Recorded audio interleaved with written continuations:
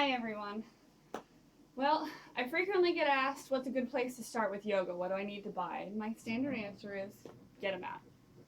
But it occurred to me that maybe going into why you might use a prop, when you might use a prop, and who might use a prop for any particular thing might be a good idea to put out there. And let's just get the who might use a prop out of the way. Everybody. I don't care what level you say your practice is, whether you're a beginner, intermediate, advanced. Level has nothing to do with it. Props can always get you more out of a pose if you choose to use them. So first, we've got the mat right here. You can get one off Amazon for just a couple bucks, or you can spend upwards of $100 if you choose to do so on the higher end ones. It's just like buying anything else in the world. You've got all these options, and it's what options you want, just like buying a new car.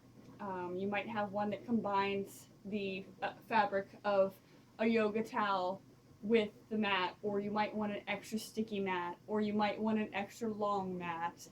There's so many options. I mean, some that are made specifically for hot yoga, or travel mats for when you do travel. I mean, sky's the limit when it comes to all the different options. So do some research, but you might start with one of the inexpensive ones.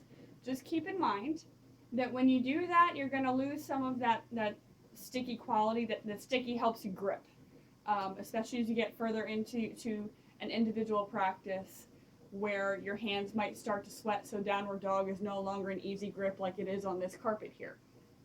And that brings me to the yoga towel, especially on the inexpensive mats. As you can see, I have one here today, and the underside actually has little grippies on it.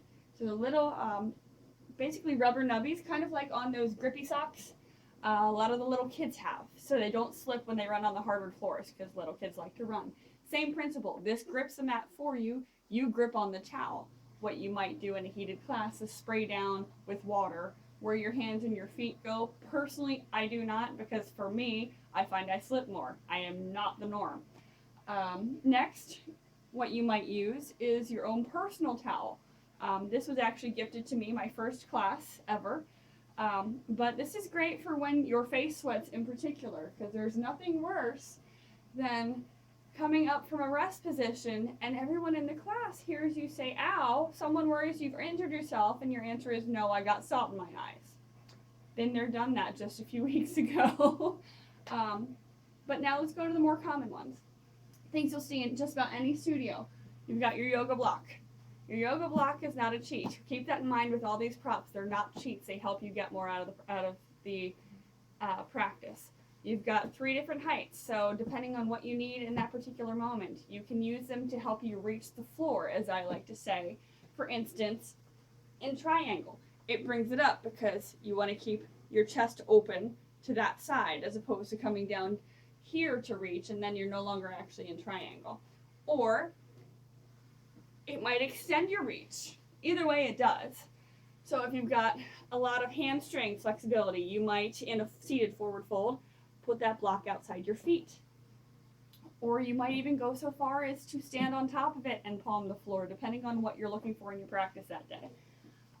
You may place them under the body, for instance. If you were to do a bridge and you want a more restorative pose, you would just stack that right underneath the top of the hips, above the sacrum, above the cushion of the bottom, and you would just sit there. If you want to take it a little higher, you could even turn it on the long end and go there.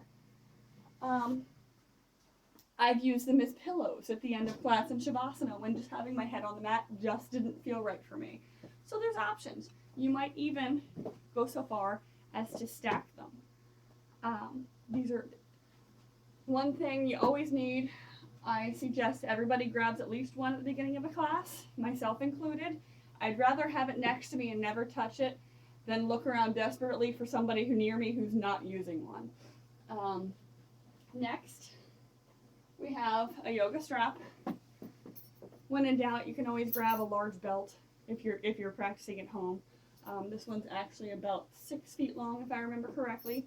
Again, it extends your reach for things like that seated forward fold, and you want to reach the foot. Remember, the foot and the floor are not the goal in yoga. The goal is to give your body a treat, really. It's to find where your body's willing to go and where you can take your body without forcing your body.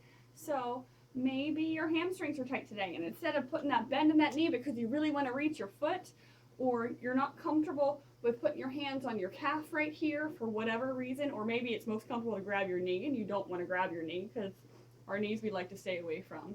But in a seated forward fold, it's important that the spine stays straight in the fold. If you've got to round your back to get down to your legs, you've defeated a large part of the process. That might be another time to actually use a block. You could put that underneath your bottom. But so you would loop the strap around your foot and use that as your anchor.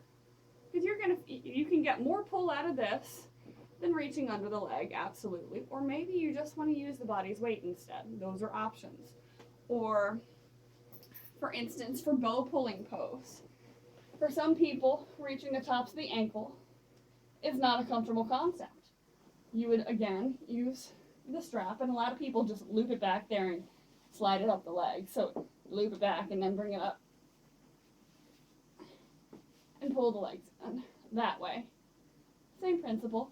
All you did was extend your legs, and then you might walk your hands down the strap so they're more extended. Or you can just do swan, which is to keep the legs bent and to reach straight back. But that's another video.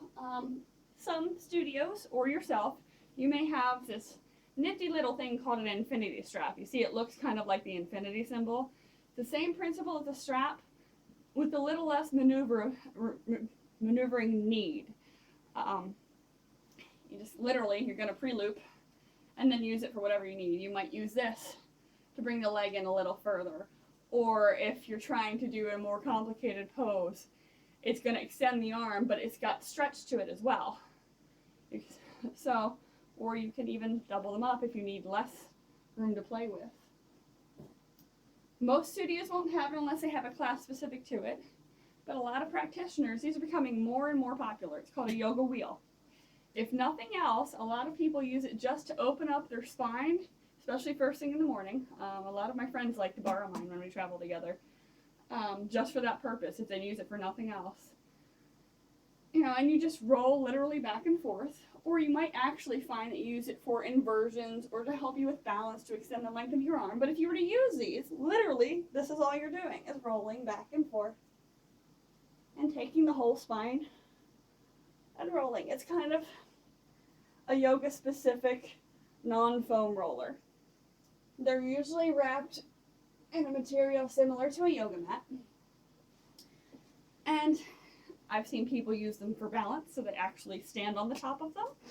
I've seen people use them for arm balances, so their hands are actually here. And, well, that's not my practice level at this point.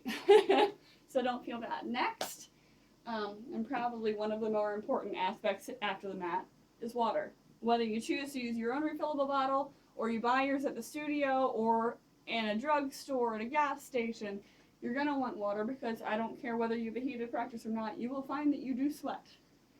And you need to replenish sometimes throughout. If nothing else, make sure you hydrate ahead of time. Now we have bolsters. Bolsters are frequently used in what's called a yin class. So it's more stretching. You never leave the floor when you go to a yin class, but they're held for longer periods. So it helps get more into the fascia, inside the muscle and the tendons, the things that link everything together. Most common you'll find is a blanket. One of those things I got off our favorite online shopping, and it only cost me about $15. It took a little bit to get to me, but you can fold them, you can unfold them sometimes. If you're chilly and meditating, you can wrap them around yourself. This is one of those multi-purpose bolsters. But usually you use it to pad yourself, to help the body release. You might use it underneath your body in certain poses, but your body will know when it wants that. I have another bolster that I actually use for meditation. It's simply a cushion. Basically, that's what bolsters are various sizes and shapes of cushions. You may see them in yoga studios, you may not, but there you go, that's what they're for. Well, that's your starter base. This is what the whole point of props. It doesn't matter what your level of practice, what you consider your level of practice. Props are actually absolutely going to help you get more from your practice. Thank you.